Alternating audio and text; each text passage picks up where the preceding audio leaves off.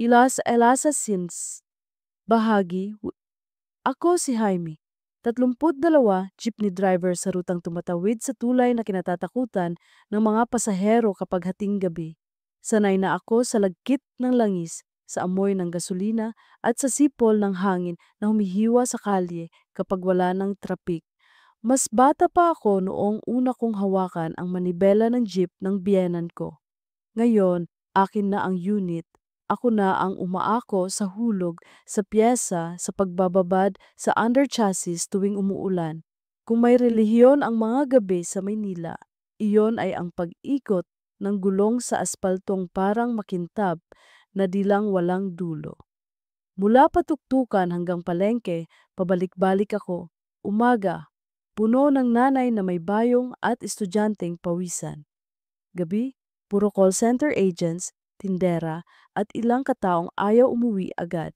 Pero may isang bahagi ng ruta na kahit anong oras may sariling lamig, ang lumang tulay na nakaratay sa ibabaw ng ilog. Hindi ko sigurado kung anong taon ito itinayo bago pa daw ako ipanganak. Isang mahaba at makipot na tulay na tinutubuan ng lumot ang bakal, nakabiting ilaw na dilaw, at rihas na kung itaas mo ang tingin ay parang mga ngipin ng lumang leon.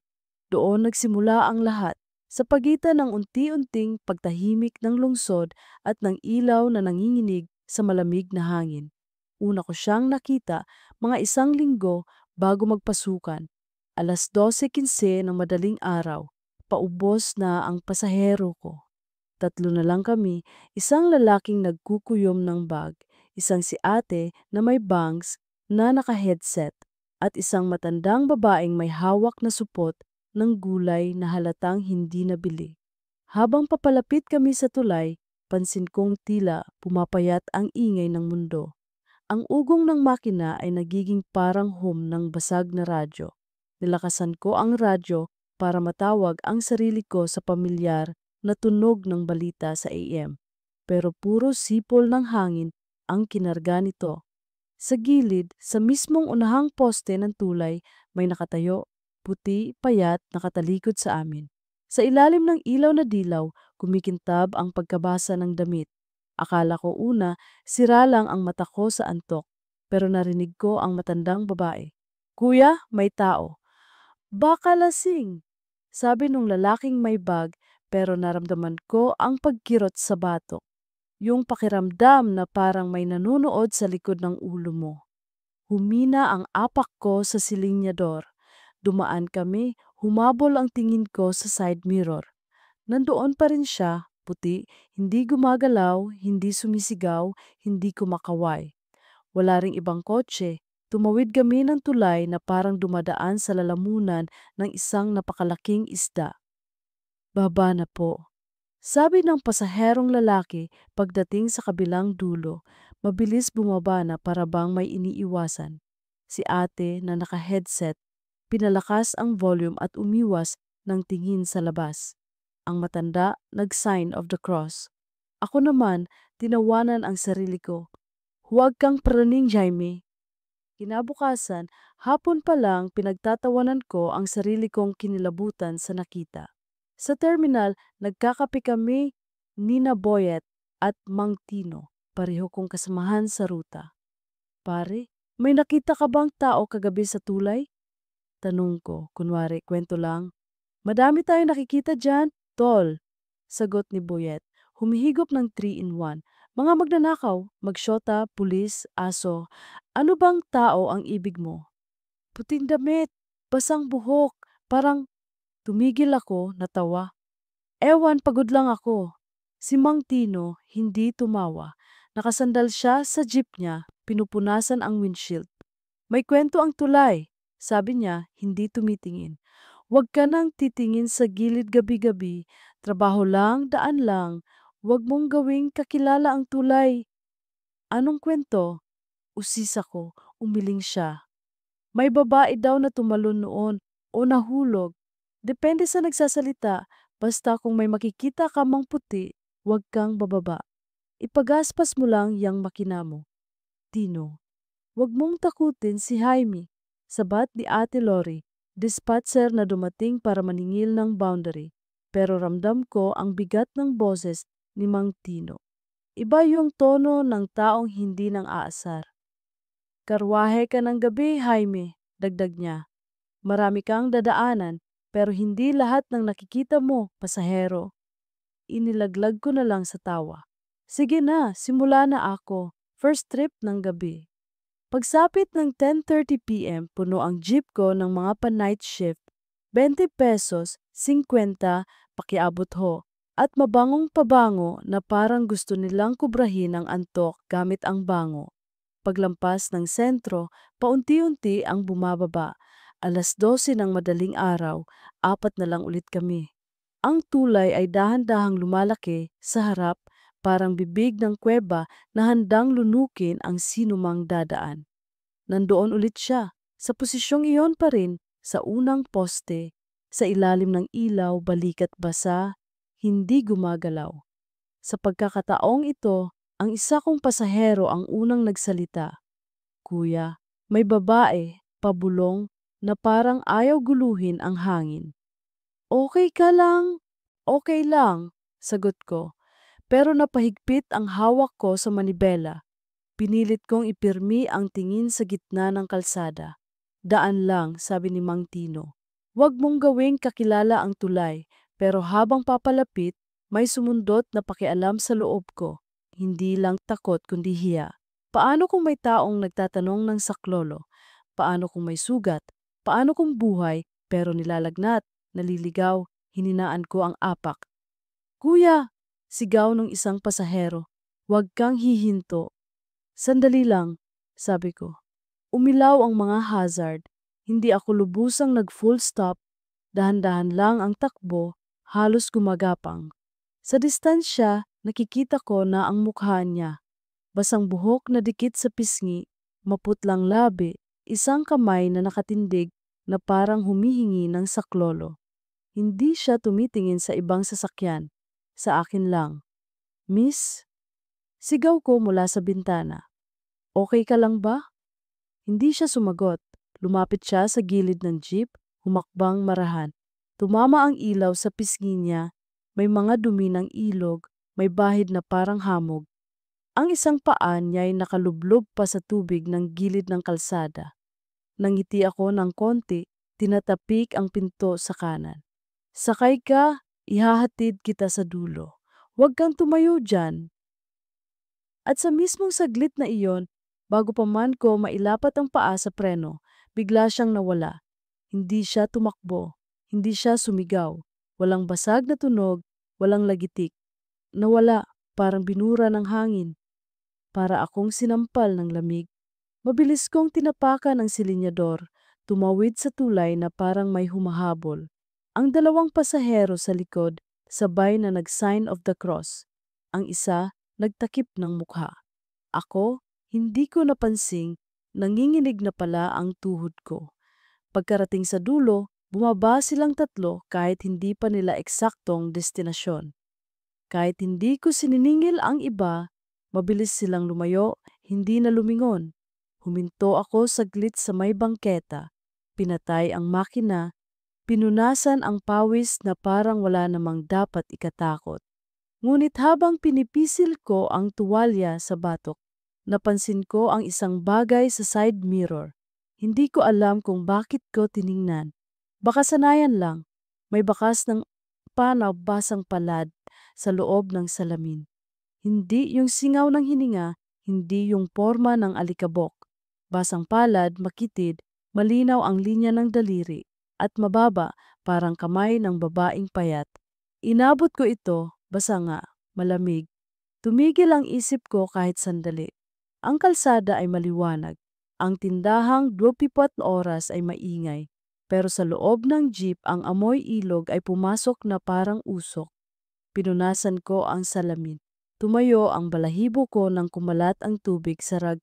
Mabigat, hindi amoy ulan, kundi amoy litura na ilang araw na nakabilad na putik and hindi ako agad umuwi. Uminom muna ako ng tubig, tumingin sa orasan at sinubukang gawing normal ang lahat. Pagod lang, bulong ko. Mayabang lang ang imahinasyon mo. Umaga, natulog ako sa maliit na kwarto sa itaas ng terminal. Sa labas, maririnig ang tawanan, kalansing ng barya. Tawag ni Ate Lori ay, "Isa pa! Isa pa!" Pero hindi tulog ang utak ko. Paulit-ulit kong nakikita sa pader ng isip ko ang puting anyo sa gilid ng tulay at ang basang palad sa salamin. Kinabukasan, nagkunwari akong wala lang. Sa terminal ulit, kapeng barako ang kasama at pandesal na isinasawsaw ko sa mainit na styro. Dumaan si Boyet, kumindat. "Hoy, Jaime, tulay na naman mamaya ha, matapang ka." "Buwisit," natatawang sagot ko. "Pag nagpakita ulit yung puti, ipakikisuyo ko sa'yo." Si Mang Tino dahan-dahang humigop ng kape. "Huwag mo nang ituring na biro," mahinang sabi niya. May nilulunok ang ilog na, "Yan." Ang iba nagsasauli, ang iba pinapanatili. "May pangalan ba siya?" Tanong kong bigla, nagulat pati ang dila ko sa tanong. "Yung babae, yung kwentong binanggit mo." "Marami ang bersyon," sagot niya. "May nawala raw na pasahero noon, sumakay pagkatapos ng bagyo.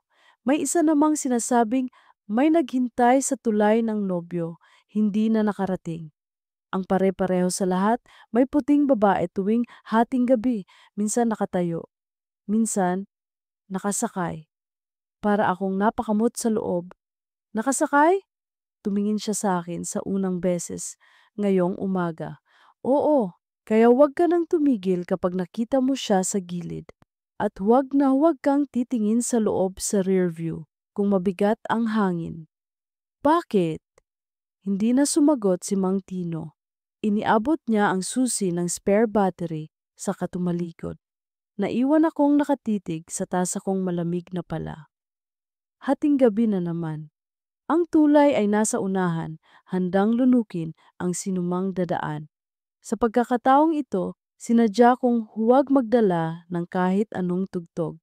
Tahimik ang loob ng jeep, tanging saliw ang ugong ng makina at ang maliliit na kulaning ng mga bolt sa ilalim. Habang papalapit, wala akong nakita sa gilid.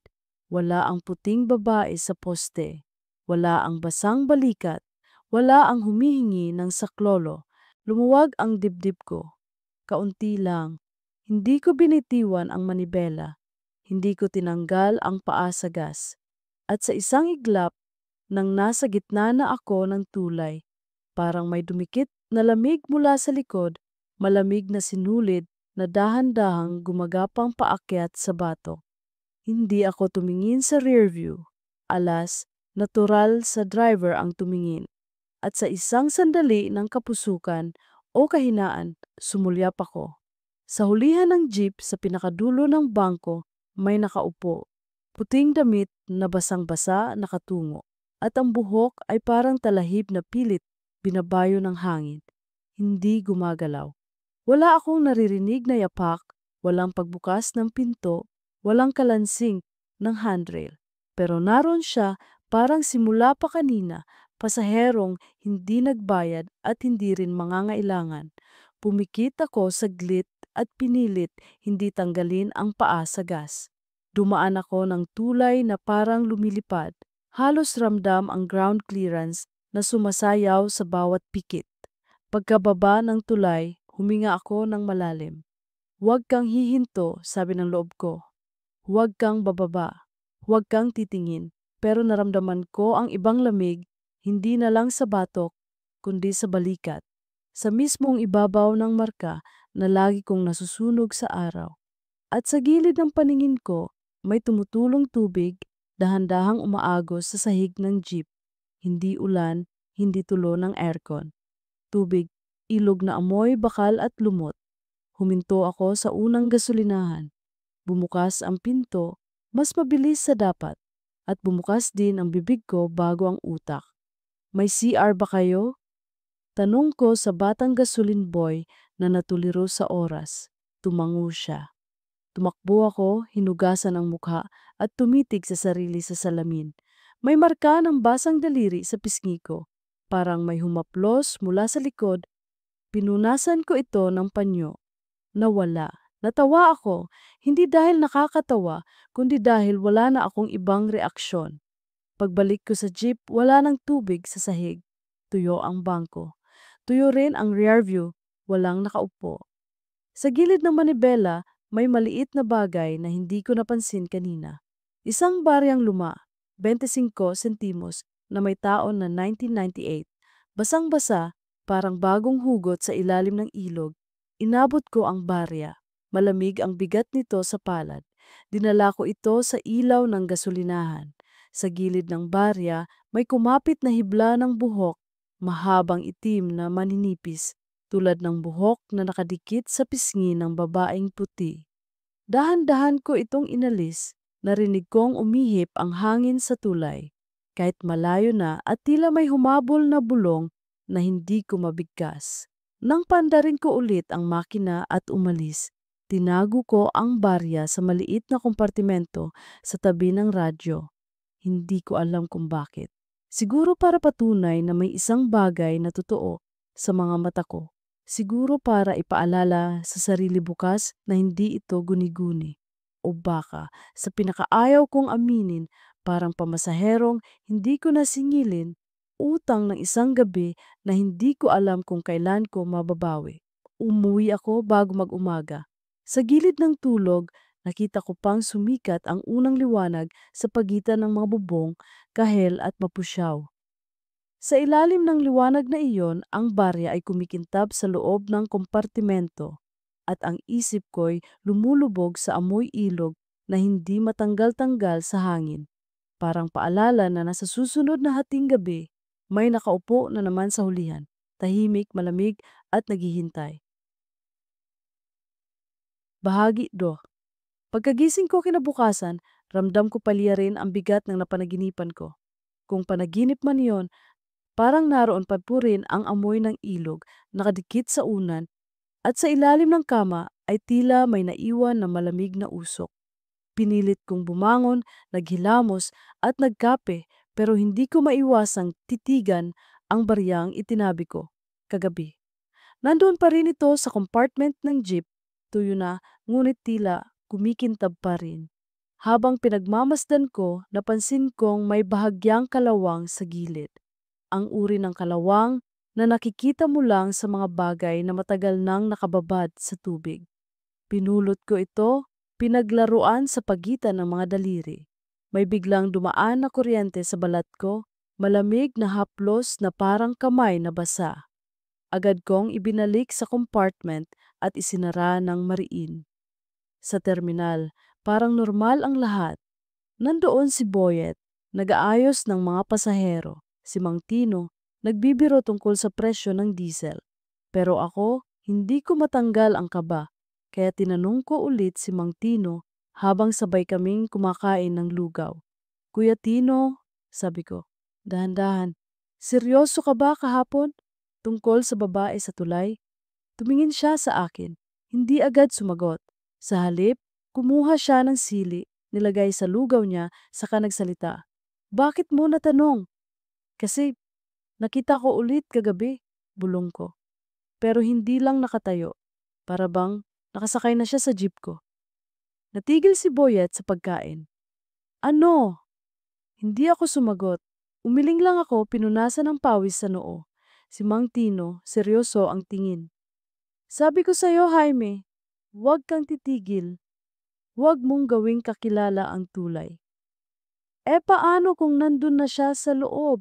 Paano kung hindi na siya nasa gilid, kundi nakasama ko na? Tumahimik si Mang Tino sa kadahan-dahang tumango.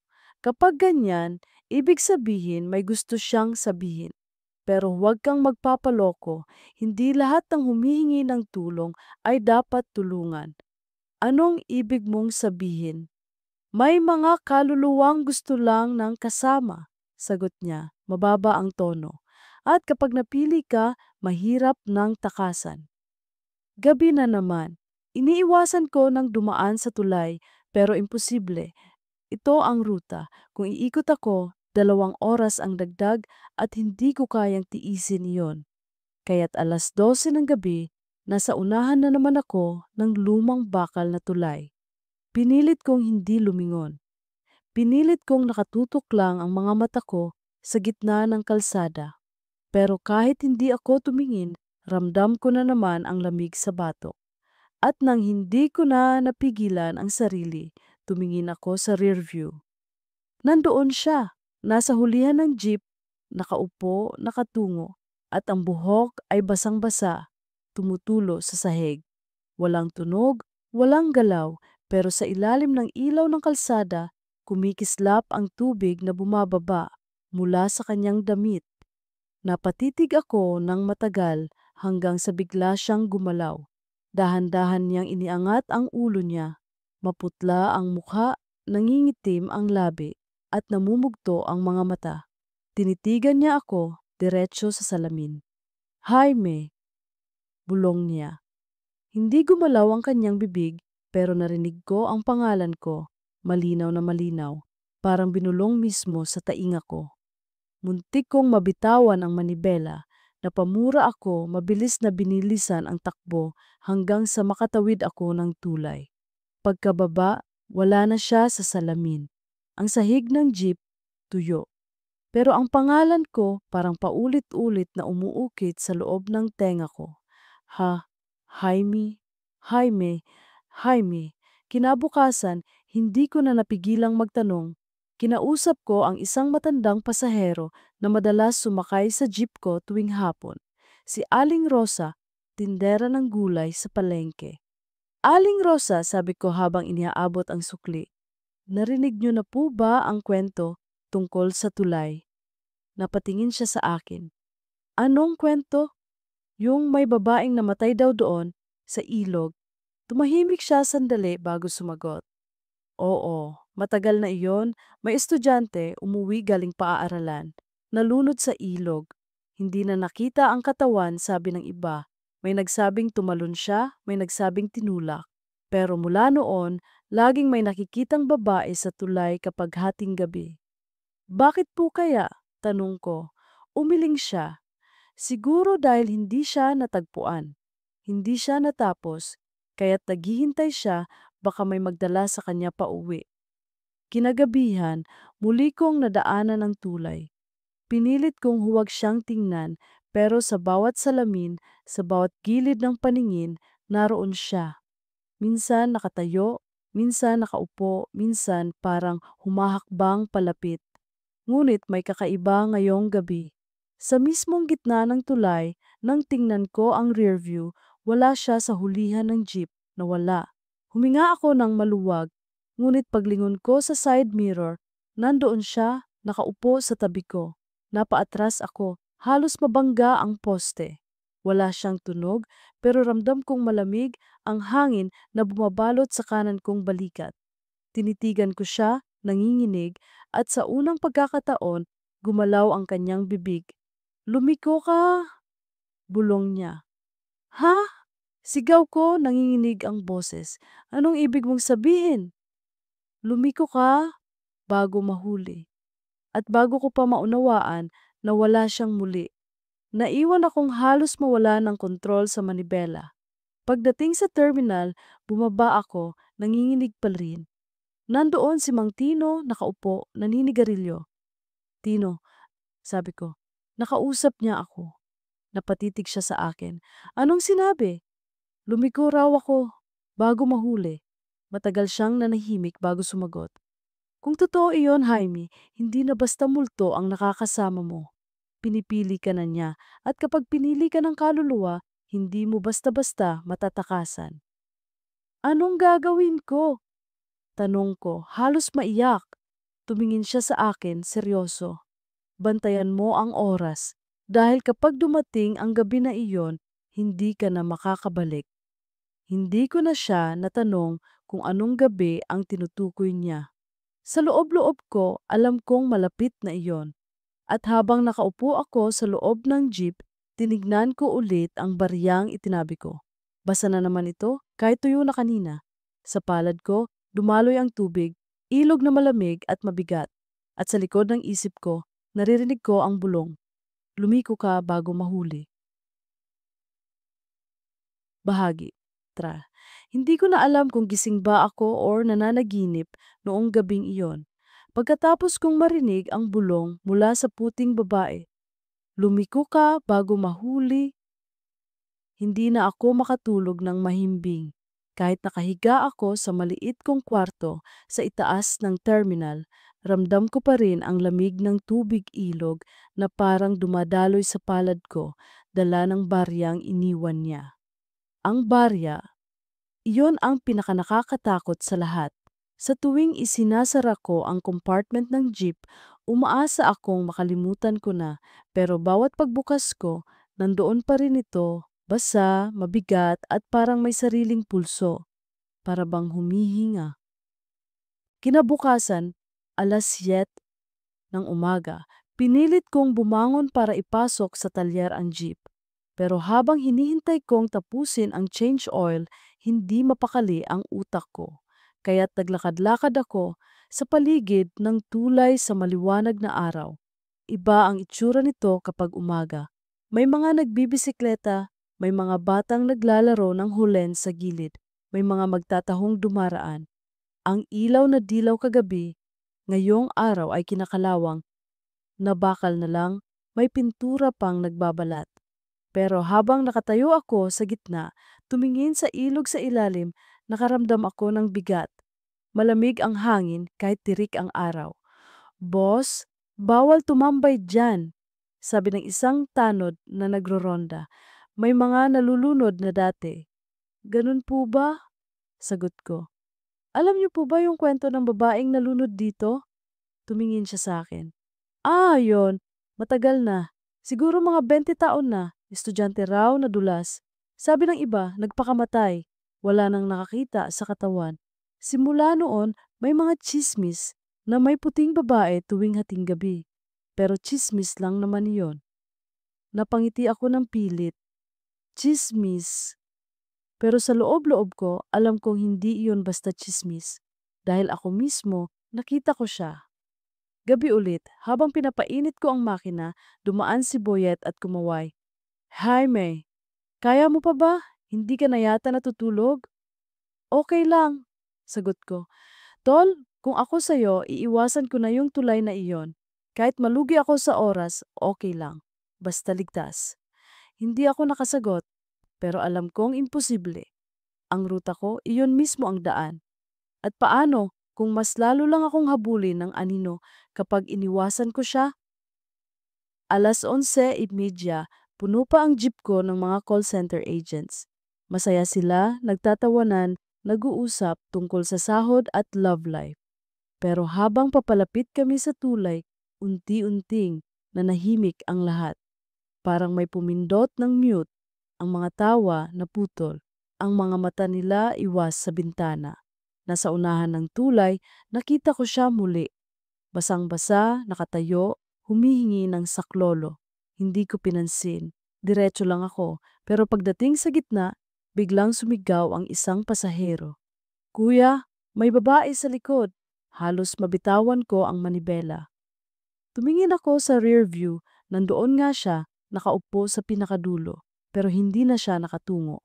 Nakatingin siya diretso sa akin, maputla, malamig, at sa labi niya, gumagalaw ang mga salita.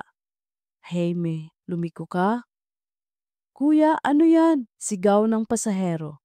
Nag-sign of the cross ang iba at isa pa'y biglang bumaba kahit hindi pa destinasyon. Pagdating sa dulo ng tulay, tumigil ako para makababa ang lahat. Naiwan akong mag-isa sa jeep. Nanginginig, tumingin ulit ako sa rear view. Wala na siya, pero sa sahig ng jeep may naiwan na tubig. Mabaho, amoy putik, amoy kalawang. Kinabukasan, hindi na ako nakatiis. Kinausap ko si Mang Tino ulit. "Kuya, bakit lagi niyang sinasabi na lumiko ako bago mahuli? Ano bang ibig sabihin nun?" Tumingin siya sa akin, seryoso. "Jaime, may mga kwento noon na may mga driver na hindi na nakabalik. Dumaan sila ng tulay, tapos hindi na nakita pa. Ang sabi ng iba, na disgrasya raw, pero walang bangkay, walang jeep na natagpuan. Parang nilamon ng ilog. Nangyari na po iyon?" "Oo," tumango siya. At ang huling nakakita sa kanila, sabi may nakitang babaeng nakaputi sa hulihan, bago sila nawala. Nanlamig ang kamay ko. Ibig sabihin, ako na ang susunod? Hindi siya sumagot. Sa mga sumunod na gabi, mas lalo pang lumala. Hindi na lang siya nagpapakita sa gilid ng tulay o sa hulihan ng jeep. Minsan, nararamdaman ko na lang na may basang buhok na humahaplos sa batok ko habang nagmamaneho. Minsan, may basang kamay na dumadampi sa balikat ko. Isang gabi, habang walang pasahero, huminto ako saglit para umihi sa gilid ng kalsada. Pagbalik ko sa jeep, may naiwan na basang marka ng paa sa sahig. Maliit, tila pang babae. Wala akong kasama, pero malinaw na malinaw ang mga bakas mula sa pinto hanggang sa pinakadulo ng bangko. Putang ina. Napamura ako, mabilis na pinaandar ang jeep. Umaga, hindi ko na kinaya. Pumunta ako sa simbahan. Lumuhod ako sa harap ng altar at nagdasal ng mahaba. Panginoon, tulungan mo po ako. Hindi ko alam kung anong nangyayari. Kung kaluluwa man iyon, bigyan niyo po siya ng kapahingahan. Habang nakayuko ako, narinig ko ang mahina at basang bulong sa tainga ko. Jaime. Napatingin ako sa paligid. Walang tao. Wala ring basang sahig. Pero sa balikat ko, may naiwang patak ng tubig. Pagbalik ko sa terminal, nagkwento ako kay Buyet. Tol, baka kailangan mo nang magpadasal ng jeep mo. Pabless mo na. Baka sumama siya sa jeep mo mismo. Tumingin ako sa jeep at doon ko napansin, sa windshield may nakaukit na guhit. Hindi ko alam kung galing sa kuko o sa daliri, pero malinaw ang mga letra. Try 6. Napatigil ako, kinilabutan. Jaime, anong ibig sabihin nun? Tanong ni Boyet. Hindi ko alam ang isasagot. Pero sa loob-loob ko, ramdam kong iyon ang oras. Ang oras na darating siya. Ang oras na mahuhuli ako. At mula noon, bawat gabi, habang nagmamaneho ako, ramdam ko na lang ang malamig na presensya sa hulihan. Hindi na siya sumisigaw, hindi na siya nakatingin. Tahimik lang siyang nakaupo, hinihintay ang tamang oras. At ang pinakanakakatakot, hindi na lang siya basta anino. Naririnig ko na ang tibok ng kanyang puso, mabag, ginagay ihaka sa cross bahagi. Atos, sa bawat araw na lumilipas, lalo akong nababalot ng kaba. Hindi ko na maipaliwanag kung bakit sa bawat pagdaan ko sa tulay, parang mas tumitindi ang bigat ng hangin. Kahit maliwanag pa ang buwan, parang nilulunok ng dilim ang paligid. Ang makina ng jeep na dati parang musika sa akin, ngayon ay parang orasan na nagbibilang ng huling mga segundo bago ako mahuli ng anino. Tuwing umaga, pinipilit kong gawing normal ang lahat.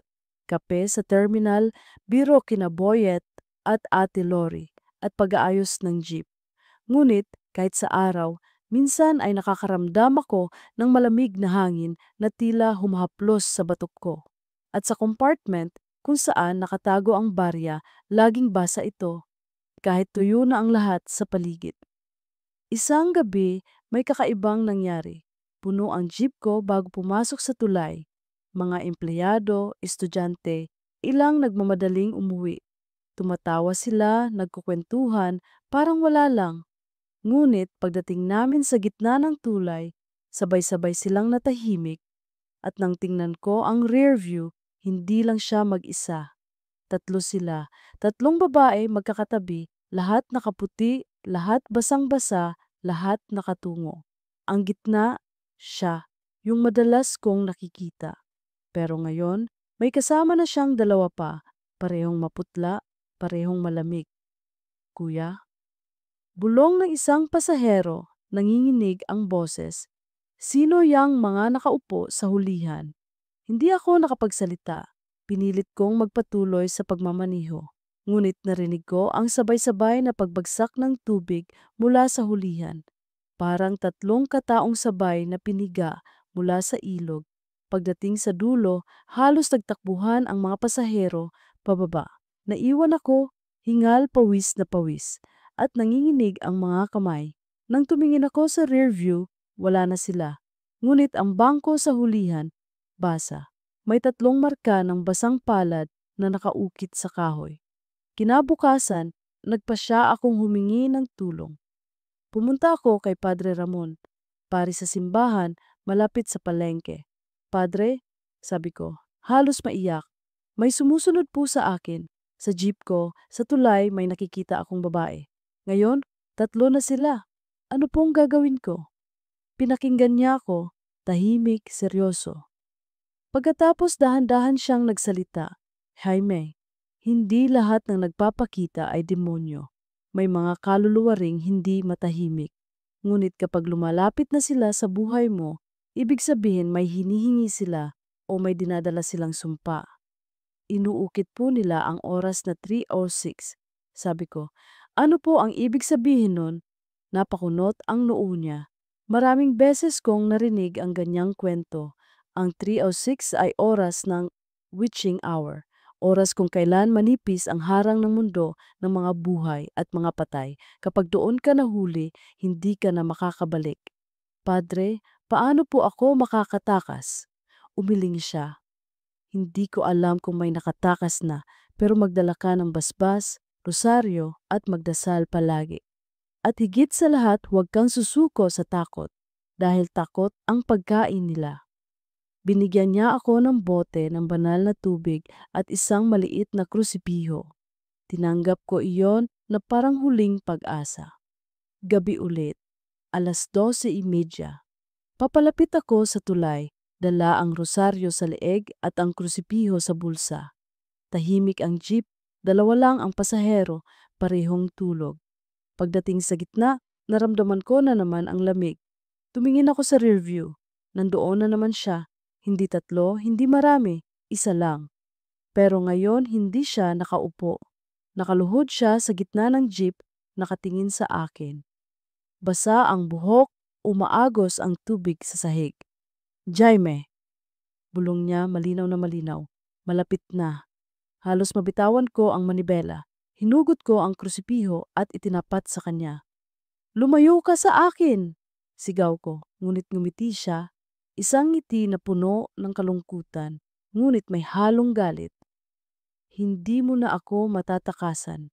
At sa isang glap, nawala siya. Pagtingin ko sa salamin, wala na siya. Pero sa braso ko may naiwan, 5 bakas ng basang daliri, malamig at nanunuot hanggang buto. Kinabukasan, pinilit kong makipag-usap kay Boyet. Tol, kailangan ko na talagang lumipat ng ruta, sabi ko, nanginginig. Hindi ko na kaya ang tulay na iyon. Pero umiling siya. Jaime, kahit anong ruta ang gawin mo, hahanapin ka niya. Ikaw na ang pinili. Anong ibig mong sabihin? Hindi lang ako ang nakarinig ng kwento. May driver dati, pareho ang nangyari. Nagsimula sa isang babae, tapos dumami, tapos nawala siya. Jeep lang ang natagpuan, nakalubog sa ilog, pero walang katawan. Napatulala ako. Kailan yon nangyari? Mga 5 taon na. Hanggang ngayon, hindi pa rin natatagpuan ang bangkay niya. Nanlamig ako. At sa loob-loob ko, alam kong iyon ang kapalarang naghihintay sa akin. Gabi. Muli akong nagmaneho kahit nanginginig ang tuhod. Sa bawat paglapit sa tulay, mas lalo kong nararamdaman ang lamig. At nang nasa gitna na ako, bigla kong naramdaman ang isang kamay na humawak sa balikat ko. Malamig, basa, napalingon ako. Wala namang tao sa tabi ko. Pero ang kamay, mahigpit, hindi bumibitaw. At sa rearview, nakita ko siya ulit. Ngayon, nakatayo siya sa mismong gitna ng jeep, nakatingin sa akin. Jaime! Bulong niya. Oras mo na. At doon ko naalala ang sinabi ni Padre Ramon, ang 3:06. Tumingin ako sa relo sa dashboard. 3:05 am. 1 minuto na lang, halos mabaliw ako sa takot. Apak ako sa silinyador, halos sumabog ang makina sa bilis. Ngunit kahit anong gawin ko, parang hindi gumagalaw ang tulay. Parang umuulit lang ang daan. 3:06. At sa mismong oras na iyon, narinig ko ang malakas na tilamsik ng tubig mula sa hulihan ng jeep. At unti-unting napuno ng malamig na usok ang loob. Bahagi Pimba. Hindi ko malimutan ang gabing iyon. Ang tunog ng malakas na tilamsik ng tubig mula sa hulihan ng jeep ay parang pako na tumusok sa tainga ko. Paglingon ko sa rear view, wala akong makita. Hindi pasahero, hindi ilaw, kundi makapal na usok na malamig na dumadaloy mula sa sahig paakyat sa kisami ng jeep. Para akong nasa loob ng kabaong na binabalot ng alimuom ng ilog. Diyos ko, bulong ko, nanginginig ang kamay sa manibela. Kahit pigain ko ang silinyador, parang hindi umuusad ang jeep. Ang gulong ay kumikiskis sa kalsada, pero iisang eksena lang ang nakikita ko. Ang bakal na rehas ng tulay, ang ilaw na nagkukurap, at ang kadiliman sa dulo na hindi ko marating. Jaime, bumungad ang tinig mula sa hulihan. Hindi na siya pabulong. Malinaw, basag, parang boses na lumulubog sa tubig. Dahan-dahan akong tumingin sa rear view. Nandoon siya, nakatayo na siya ngayon sa gitna ng jeep, basang-basa, nakalugay ang buhok, at tumutulo ang tubig mula sa laylayan ng kanyang puting damit. Hindi siya nakayuko, nakatingin siya diretso sa akin. Maputla ang mukha, nangingitim ang labi, at ang mga mata, wala, puro puti. Oras mo na! Napaatras ako, halos mabitiwan ang manibela. Hindi pa! Sigaw ko. Dinampot ko ang krusipiho mula sa bulsa at itinapat sa kanya. Lumayo ka sa akin! Ngunit imbes na umatras, ngumiti siya. Mabagal, nakakatindig, balahibo. Hindi ka na makakatakas. At sa isang iglap, sumigaw siya. Isang sigaw na parang alon na bumangga sa tulay, sabay na lumakas ang hangin at yumanig ang buong jeep. Nabali ang rear view mirror at tumilapon sa sahig. Ang ilaw sa dashboard ay nagpatay sindi. At nang huminto ang lahat, wala na siya. Naiwan akong hingal, nanginginig, at basang-basa ang likod ng damit ko sa pawis. Napatitig ako sa orasan, 3:07 a.m. Nakalagpas ako, ngunit hindi ibig sabihin ligtas na ako. Kinabukasan, hindi ko na itinuloy ang biyahe. Maghapon akong nakatulala sa terminal. Si Boyet ang unang lumapit. Tol, parang bangkay ka na. Ano bang nangyayari? Boyet, nakita ko siya ulit kagabi, pero hindi na siya nakaupo. Nakatayo na siya sa jeep. Napasimangot si Boyet. Jaime, kailangan mo na talagang magpa-bless. Hindi biro yan. Tumango ako, pero wala akong lakas na magsalita. Si Mang Tino, tahimik lang na nakatingin. Pagkatapos ng ilang minuto, nilapitan niya ako. Anong oras nangyari? 3:06, sagot ko. Nanlaki ang mata niya. Iyon na nga. Yun ang oras ng paghuli. Ibig sabihin, hinahabol ka na niya. Paano ako makakaligtas? Umiling siya. Hindi ko alam. Wala pang nakaligtas. Kinagabihan, pinilit kong huwag bumiyahe. Pero kahit nakahiga ako sa kwarto, hindi ako mapakali. 2:30, nakatulog ako ng saglit. Ngunit sa panaginip, naroon siya. Nakatayo sa gilid ng kama ko, basa ang buhok, basa ang damit, at dahan-dahang lumalapit. Pagmulat ng mata ko, wala siya. Pero ang sahig sa tabi ng kama ko, basa. Pagdating ng umaga, nagdesisyon akong bumalik kay Padre Ramon. Padre, hindi ko na kaya. Kahit sa bahay sinusundan niya na ako, paano ko siya matatakasan? Mahaba ang titig niya sa akin bago siya sumagot. Jaime, baka hindi na pagtakas ang sagot. Baka may gusto siyang sabihin sa'yo. Baka may hinihingi siyang tulong. Ano pong tulong? Tanong ko, desperado. Hindi ko alam, ngunit kung paulit-ulit niyang sinasabi ang oras na 3:06, baka iyon ang oras ng kanyang kamatayan. Baka iyon ang oras na nalunod siya. Nanlamig ako. Padre, ibig sabihin ba gusto niyang maramdaman ko rin ang nangyari sa kanya? Maaaring oo, ngunit maaari rin niyang gustong iparating ang totoo. At ikaw ang pinili niyang maging saksi. Gabi na naman. Nasa kalsada ako, nanginginig, dala ang rosaryo sa leeg at ang bote ng banal na tubig. Paglapit sa tulay, wala akong pasahero. Malamig ang hangin, tahimik ang paligid. Pagdating sa gitna, biglang nagkaroon ng kaluskos sa hulihan. Para bang may mga basang paa na naglalakad sa kahoy ng jeep. Dahan-dahan kong tiningnan ang side mirror. Naroon siya, hindi mag-isa. Tatlo na naman sila. Ngunit ngayong gabi, sabay-sabay silang nakatingin sa akin. Walang mukha, puro puti ang mata. At sabay-sabay silang nagsalita.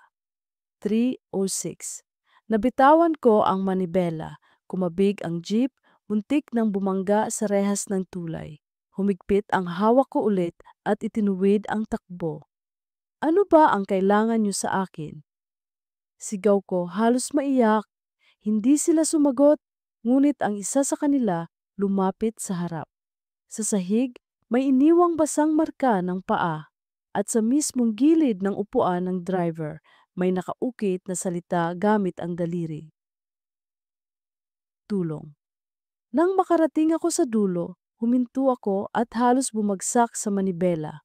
Basang-basa ang sahig, mabaho ang amoy ng putik, at nanginginig ang buong katawan ko. Ngunit sa halip na takot lang, may ibang bumalot sa akin. Kuryosidad. Ano ang ibig nilang sabihin? Anong tulong ang kailangan nila? Kung totoo ngang nalunod ang babae sa ilog, marahil gusto niyang may makaalam ng kwento niya. Marahil hindi siya kusang tumalon. Marahil may nagtulak sa kanya. At kung ganoon, bakit ako ang pinipili niyang saksi?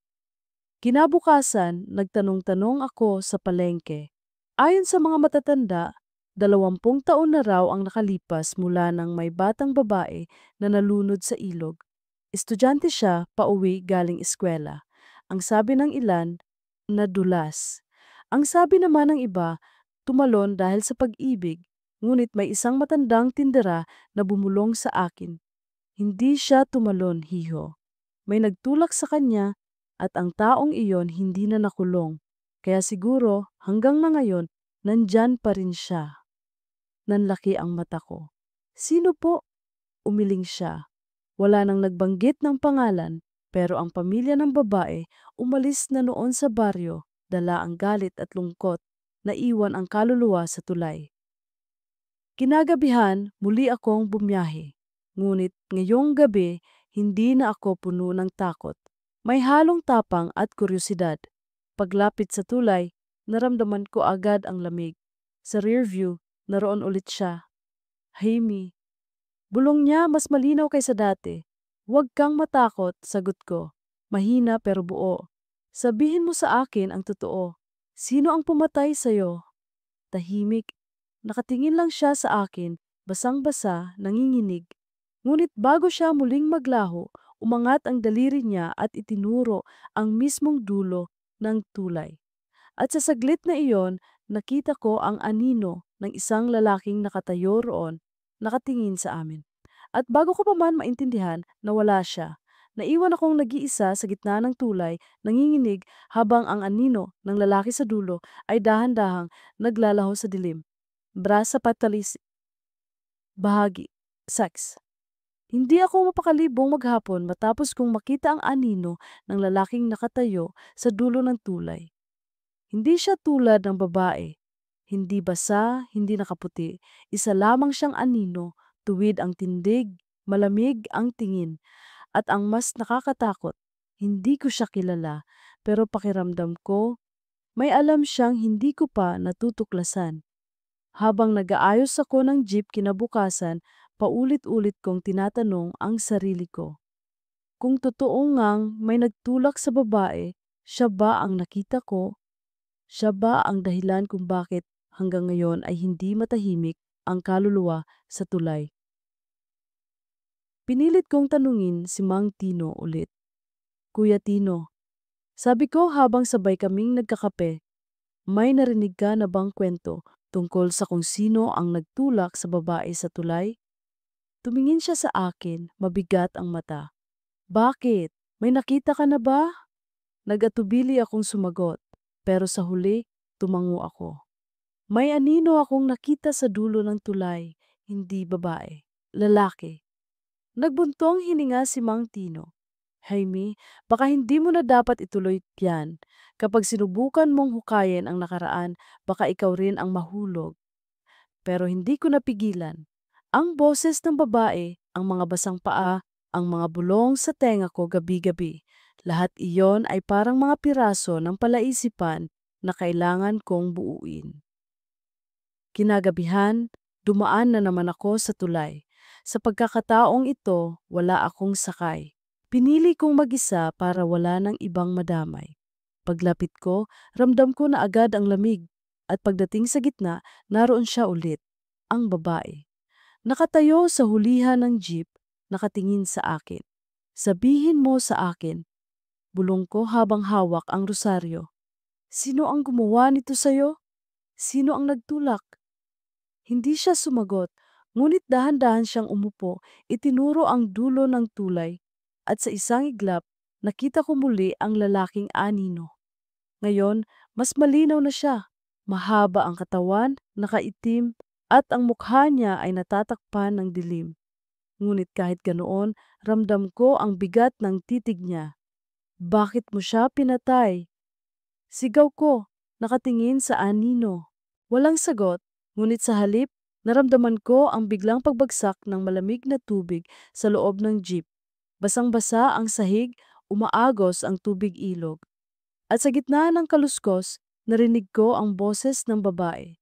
Tulungan mo ako. Halos mamamilipit ako sa takot at awa. Paano? Paano kita matutulungan? Ngunit bago pa ako makasagot, sabay na naglaho ang babae at ang anino. Naiwan akong basang-basa, nanginginig at nag-iisa sa gitna ng tulay. Kinabukasan, muli akong nagtanong-tanong sa palengke. May matandang lalaki na umupo sa tabi ko habang kumakain ako ng guto. Narinig kong nagtatanong ka tungkol sa babae sa tulay. Sabi niya, tumango ako. Opo, gusto kong malaman ang totoo. Nagpakilala siya bilang si Mang Ruperto, dating barangay tanod. 20 taon na ang nakalipas, hiho. Estudyante ang babae, galing eskwela. May nobyo siya noon, batang siga. Sabi ng ilan, nag-away sila sa tulay. Sabi ng iba, may lihim na alitan. Pero ang malinaw, may nakakita raw na may nagtulak sa kanya. At ang huling nakita, bago siya nalunod, ay isang lalaking nakaitim, nakatayo sa gilid. Nanlamig ako. Ibig sabihin totoo ang nakita ko? Tumango si Mang Ruperto. At kung nakita mo siya, ibig sabihin bahagi ka na ng kwento nila. Baka ikaw ang hinihintay para magsiwalat ng katotohanan. Gabi ulit. Habang papalapit ako sa tulay, pinakiramdaman ko ang sarili ko. Wala akong pasahero, pero hindi ibig sabihin ay mag-isa ako. Pagdating sa gitna, naroon ulit ang babae. Ngunit ngayong gabi, hindi siya basa. Nakauniporme siya ng estudyante, maayos ang buhok, at nakangiti ng malungkot. Jaime, bulong niya, malinaw, huwag kang matakot. Anong kailangan mo sa akin? Tanong ko. Katotohanan, sagot niya. Ikwento mo kung ano ang nangyari. Paano ko malalaman kung ano ang nangyari? Ngumiti siya ng mapait. Makinig ka. At sa isang iglap, parang lumabo ang paningin ko. Ang paligid ay umikot. At nang muli akong makakita, hindi na ako nasa jeep. Nasa tulay ako, 20 taon na ang nakakalipas. Maliwanag pa ang ilaw, bagong pintura pa ang bakal. Naroon siya, ang babaeng nakaputi, nakatayo sa gilid, hawak ang bag niya. Sa tabi niya, isang lalaking nakaitim, galit ang mukha. Naririnig ko silang nagtatalo. Hindi kita iiwan, sigaw ng babae. Hindi mo ako kayang ipahiya, bulyaw ng lalaki. At bago pa man siya makatakbo, itinulak siya ng lalaki. Dire-diretsong bumagsak ang katawan niya sa ilog, kasabay ng malakas na tilamsik ng tubig. Napatakip ako sa bibig, halos mapasigaw. Ngunit ang mas nakakatakot, dahan-dahan akong tumingin sa lalaki. Hindi siya ordinaryong tao. Ang mukha niya ay wala, puro anino. Ngunit nararamdaman ko ang galit, ang puot at ang bigat ng kasalanan. At bago pa man matapos ang pangitain, tumingin siya sa akin, diretsyo. ikaw ang susunod, na nagbalik ako sa ulirat, hingal, nasa jeep ulit. Basa ang sahig ng tubig, nanginginig ang mga kamay ko at ang relo sa dashboard, 3:06 a.m. Tumigil ako sa gilid ng tulay, halos mamilipit sa takot. Diyos ko! Anong gagawin ko? Narinig ko ang mahina ngunit malinaw na boses ng babae sa likod. Ikwento mo, wag mong itago. Tumingin ako sa rear view. Nandun siya ulit, basa, maputla, nakatingin sa akin. Ngunit ngayon, hindi galit ang mukha niya. Malungkot, nagmamakaawa. Tulungan mo akong lumaya, aniya. At sa mismong oras na iyon, sa gilid ng salamin, nakita ko ang lalaking anino. Nakatayo sa labas ng jeep, nakatingin sa akin, at dahan-dahang lumalapit. Hindi ko alam kung saan ako tatakbo, kung paano ako lalaban. Ang alam ko lang, hindi na ako simpleng saksi. Isa na akong bahagi ng kwento ng tulay, at baka ako ang huling kabanata nito. Bahagi 7. Hindi na ako makatulog ng mahimbing mula nang maranasan ko ang pangitain sa tulay, ang mismong sandali ng pagkamatay ng babae. Nakikita ko pa rin sa bawat pagpikit ng mata ko ang pagtilapon niya sa ilog, ang malakas na tunog ng tubig at ang malamig na titig ng lalaking walang mukha na tumingin diretso sa akin. Ngunit ang pinakamabigat ay ang mga salitang iniwan ng babae. Ikwento mo, huwag mong itago. Ano ang ibig niyang sabihin? Kanino ko ikukwento? At higit sa lahat, paano ko maipapahayag ang katotohanan kung ako mismo hindi sigurado kung papaniwalaan ako ng mga tao? Kinabukasan, pinilit kong magpahinga. Wala akong kargang biyahe, ngunit habang nakahiga ako sa maliit kong kwarto, hindi ako mapakali. Ramdam kong may malamig na presensya sa paligid. Parang may mata na nakatingin sa akin mula sa bawat sulok ng dingding. Bigla kong naalala ang bariyang nasa compartment ng jeep. Kinuha ko ito at tinitigan. Basa na naman ito kahit ilang araw ko nang hindi nabubuksan ang compartment. At habang pinipisil ko ito, narinig ko ang mahina at basang tinig. Jaime. Nabitawan ko ang barya at nahulog ito sa sahig. Nang pulutin ko, may naiwan na marka ng basang palad sa sahig na unti-unting natutuyo. Kinilabutan ako. Sa terminal, kinausap ko si Boyet at si Mang Tino. Mga kuya, sabi ko, nanginginig ang boses. Nakita ko mismo kung paano siya namatay. Hindi siya nadulas, hindi siya nagpakamatay. Itinulak siya. Nanahimik sila pareho. Si Boyet napakamot sa ulo. Tol, baka panaginip lang yan. Pagod ka lang. Pero si Mang Tino, seryoso ang tingin. Sino ang nagtulak? Hindi ko alam ang pangalan niya, pero nakita ko ang itsura. Nakaitim, walang mukha, puro anino lang. Humigop ng kape si Mang Tino bago sumagot. Kung ganon, hindi lang babae ang multo sa tulay. Baka pati yung pumatay sa kanya naroon din. Nanlamig ang batok ko. Ibig sabihin, hinahabol niya rin ako? Tumango siya. Oo. At kung hindi mo matutulungan ang babae, baka ikaw ang sunod na makulong sa tulay. Kinagabihan, hindi ko na alam kung dapat pa ba akong bumiyahe. Pero alam kong wala akong magagawa. Trabaho ko ito at ito rin ang tanging paraan para patuloy kong malaman ang katotohanan. Habang papalapit ako sa tulay, ramdam kong bumigat ang hangin.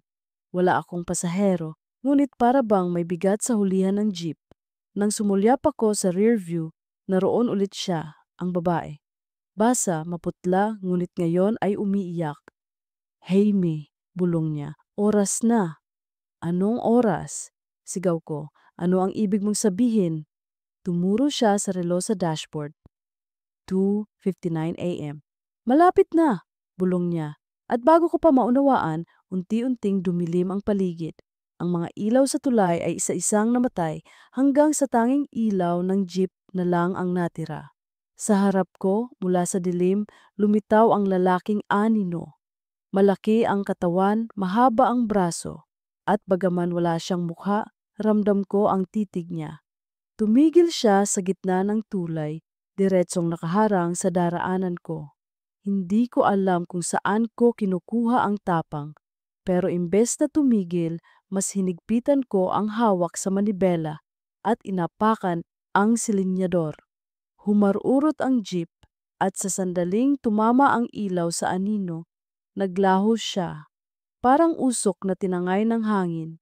Ngunit nang lumingon ako sa salamin, naroon siya sa hulihan ng jeep. Hindi na siya nakatayo, kundi nakayuko. Nakapulupot ang mga kamay na parang handang sakalin ako mula sa likod. Hindi ka makakatakas, boses niyang basag. Nagdasal ako ng buong lakas. Ama namin, sumasalangit ka! At biglang nagliwanag ang krusipiho na nakasabit sa dibdib ko. Umuga ang jeep at nang bumalik ako sa ulirat, wala na siya. Pero ang babae naroon pa rin, nakaupo sa gilid, umiiyak. Tulungan mo ako sa bulong niya muli. Pagdating sa terminal, halos bumagsak ako sa upuan. Si Boyet ang unang lumapit. Hime, hindi ka na dapat bumibiyahe sa gabi. Tingnan mo ang itsura mo, parang bangkay. Ngunit umiling ako. Hindi ako pwedeng tumigil. May kailangan akong tapusin. Anong kailangan mong tapusin? Tanong niya. Katotohanan. Gusto kong malaman kung sino talaga ang pumatay sa kanya. Natahimik si Boyet. Wala na siyang naisagot. Kinabukasan bumalik ako kay Padre Ramon. Padre, nakita ko na siya, yung lalaking nagtulak. Pero hindi tao ang itsura niya. Isa siyang anino. Tumango si Padre Ramon. Maraming multo ang nananatili sa lupa, hindi lang dahil sa pagkamatay nila, kundi dahil sa kasalanang iniwan nila. Kung ang lalaking iyon ay pumatay at hindi nagsisi, baka siya mismo ang naging anino ng kasalanan niya. Paano ko siya matatalo? Tanong ko desperado. Hindi mo siya matatalo sa lakas.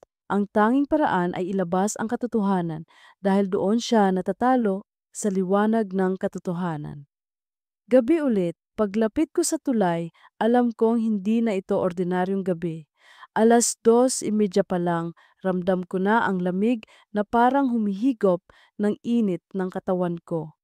Nang nasa gitna na ako, tumigil bigla ang makina ng jeep. Kahit anong susi ko, ayaw umandar. At mula sa hulihan, narinig ko ang tunog ng tubig na bumubuhos. Dahan-dahan akong lumingon. Naroon siya.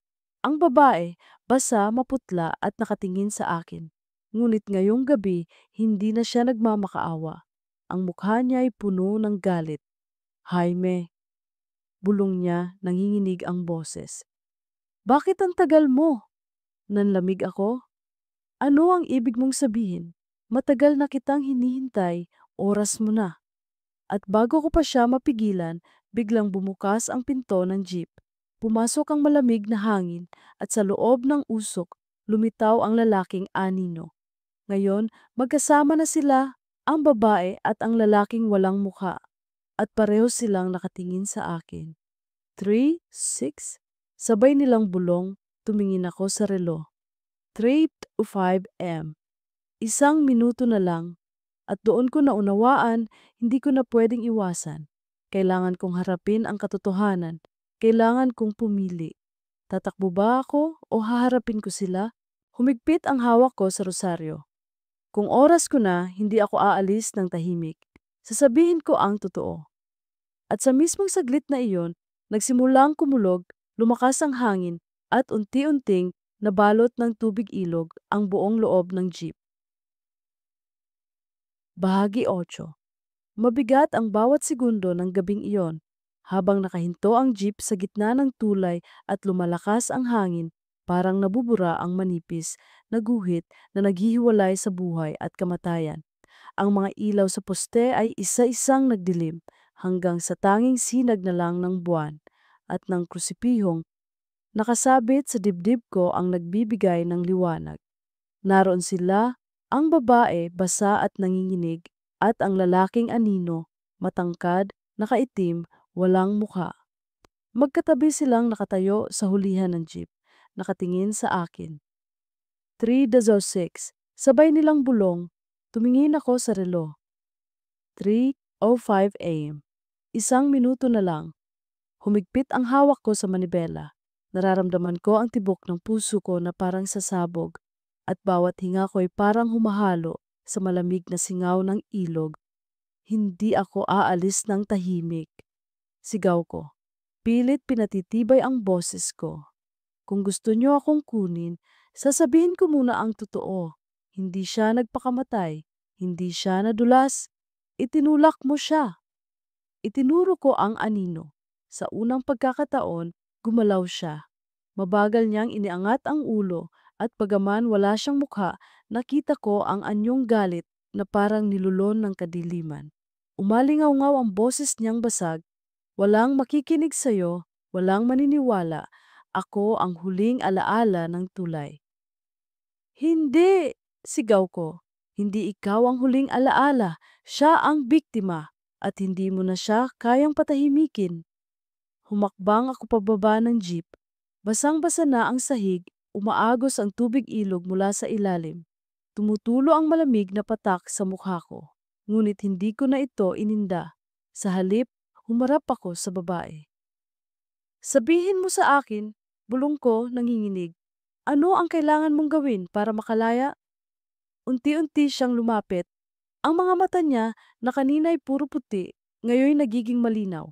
Mapupungay, puno ng luha at puno ng sakit.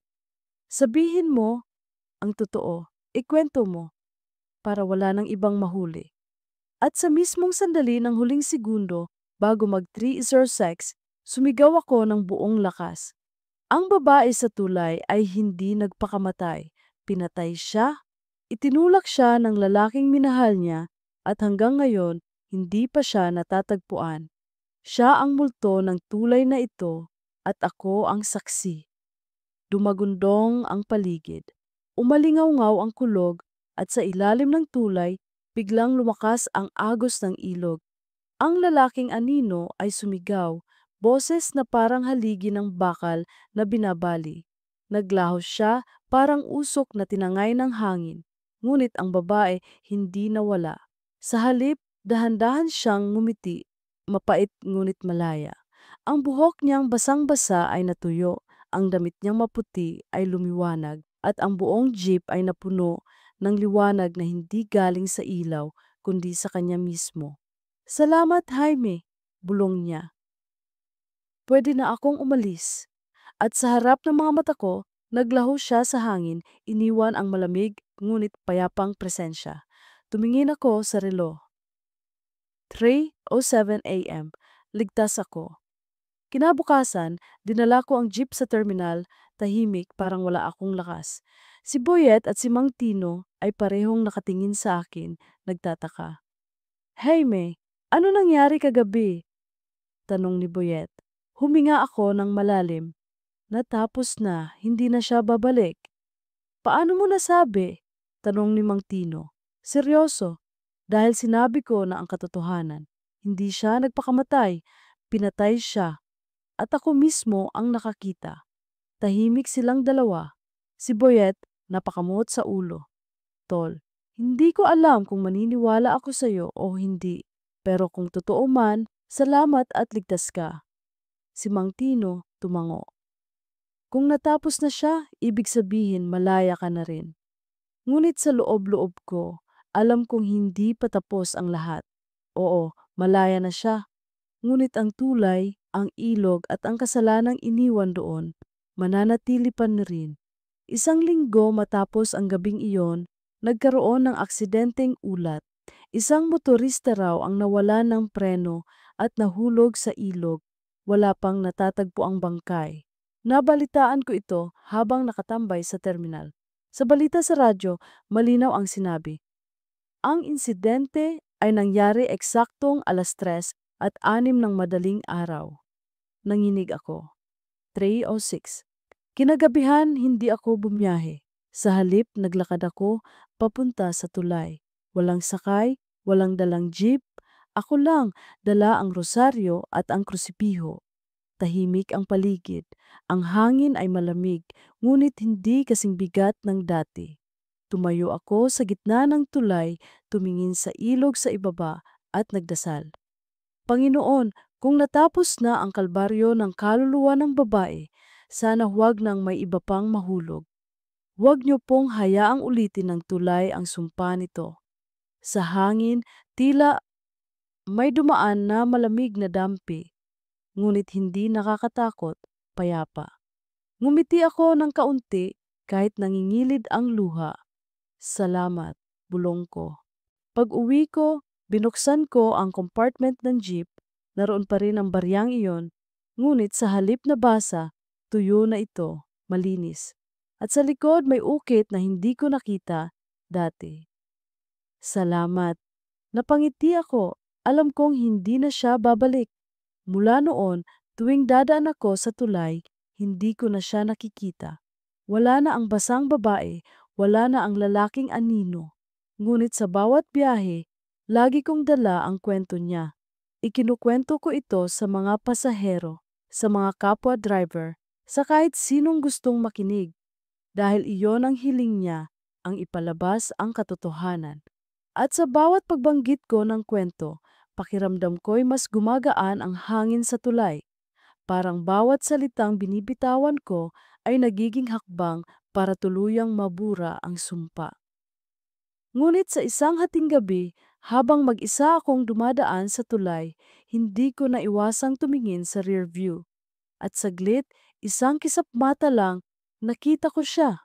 Hindi basa, hindi putla. Nakauniforme siya ng estudyante at nakaupo siya sa hulihan ng jeep, nakangiti, isang ngiti ng pasasalamat. Paglingon ko, wala na siya. Ngunit sapat na iyon, alam kong malaya na siya at ako ang naiwan na saksi ng anino sa tulay.